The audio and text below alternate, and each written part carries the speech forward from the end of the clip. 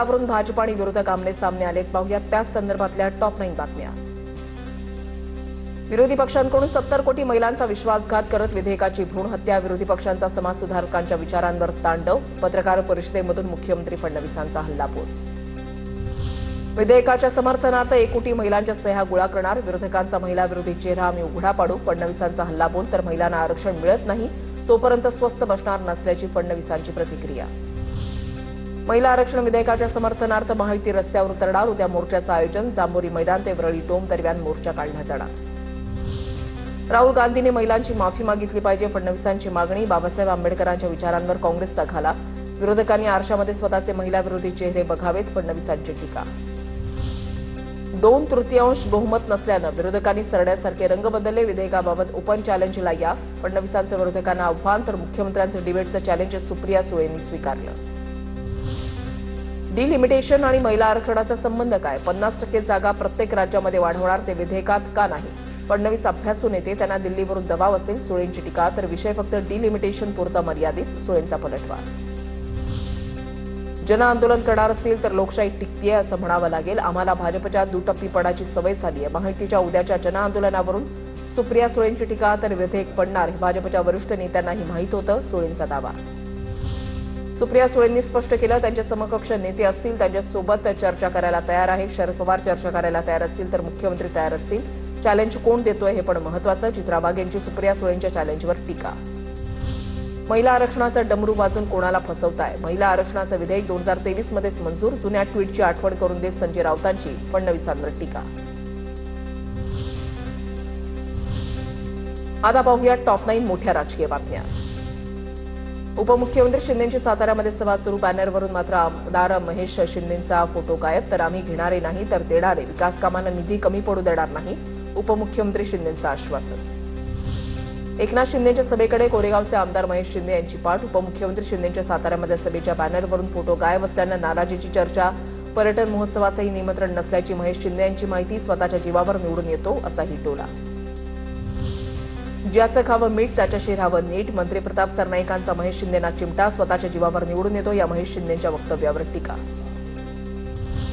उपमुख्यमंत्री शिंदेंकडून बच्चू कडूंना विधान परिषदेची ऑफर. सूत्रांची माहिती. बच्चू कडू आणि एकनाथ शिंदेंच्या मुंबईतल्या भेटीमध्ये ऑफर दिल्याची विश्वसनीय सूत्रांची माहिती. 10 मेपर्यंत भूमिका स्पष्ट करा अन्यथा सरकारला महागात पडेल. अजित पवारांच्या विमान अपघातावरून रोहित पवारांचा मुख्यमंत्र्यांना थेट इशारा. सीबीआयकडून डीजीसीएच्या अधिकाऱ्याला अटक. रोहित पवारांचं ट्विट. छोट्या माशाला अटक. याहून मोठमोठे मासे यंत्रणेमध्ये आहेत. रोहित पवारांचा निशाणा. दादांच्या निधनानंतर पवारसाहेब मानसिकरित्या खचले होते. जयसिंगराव पवार यांच्या कुटुंबियांशी बोलताना रोहित पवारांची प्रतिक्रिया. निवडणूक आयोग म्हणजे भाजपचा पदाधिकारी. ज्ञानेश कुमारांच्या घरावर भाजपचा झेंडा फडकतोय. संजय राऊतांची केंद्रीय निवडणूक आयोगावर टीका. आता पाहूया टॉप 9 मोठ्या घडामोडी.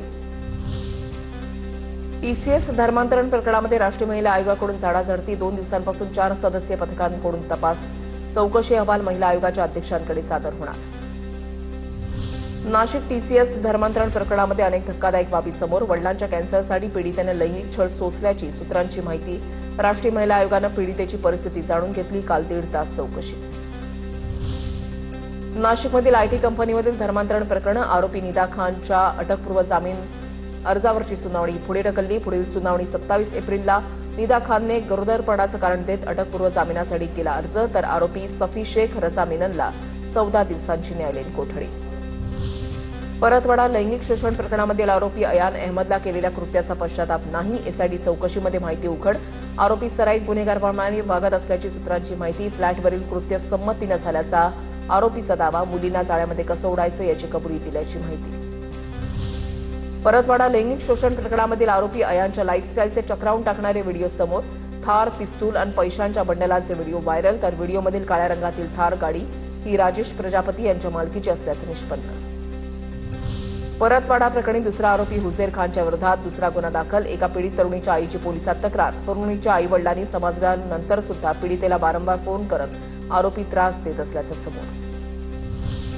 अमरावतीच्या परतवाडामधील लैंगिक शोषण आणि अश्लील व्हिडिओ प्रकरणी पीडितांचा एसआयटीला प्रतिसाद नाही. सामाजिक बदनामीच्या भीतीपोटी प्रतिसाद नसल्याची माहिती. 7 दिवसांमध्ये या प्रकरणी फक्त एकच पीडित तरुणी तक्रारीसाठी समोर आल्याची माहिती. पीडितांच्या कुटुंबियांशी संपर्काचा एसआयटीचा प्रयत्न फोल.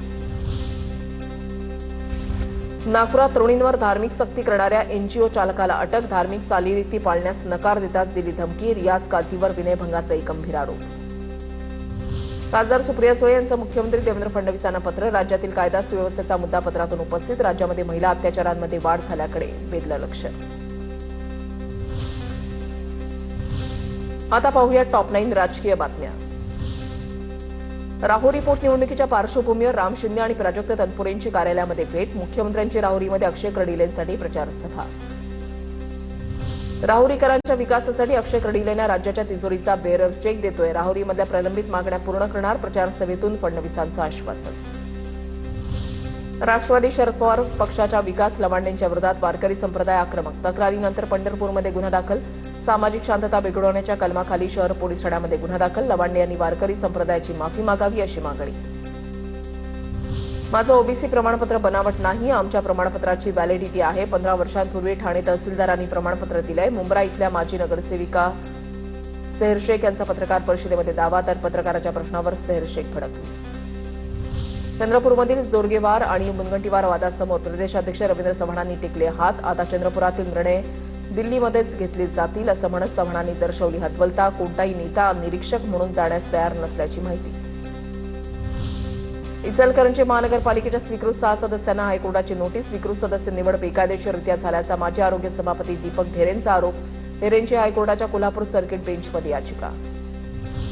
कोल्हापुरात गोकुळ दूध संघाच्या कारभारावरून महायुतीमध्ये मतभेद. भाजप समर्थक अपक्ष आमदार शिवाजी पाटील यांच्या आरोपानंतर मंत्री हसन मुश्रीफ नाराज. गोकुळमध्ये मुश्रीफ सोबत नको. चंद्रकांत पाटील यांच्यासमोर भूमिका स्पष्ट. लवकरच पुन्हा बैठक घेऊ. तोपर्यंत वाद होतील असे वक्तव्य नको. चंद्रकांत पाटलांच्या सूचना. आमदार विजय शिवतारे यांना किडनी प्रत्यारोपण केल्यानंतर कन्या ममता शिवतारे यांचं कार्यकर्त्यांकडून लाडू तुला करून सासवडमध्ये स्वागत. यावेळेला महिला पदाधिकारी आणि कार्यकर्ते भाऊक. उद्यापासून युवाशक्ती जागर यात्रा. भाजप युमोचे प्रदेशाध्यक्ष कृष्णराज महाडिकांची माहिती.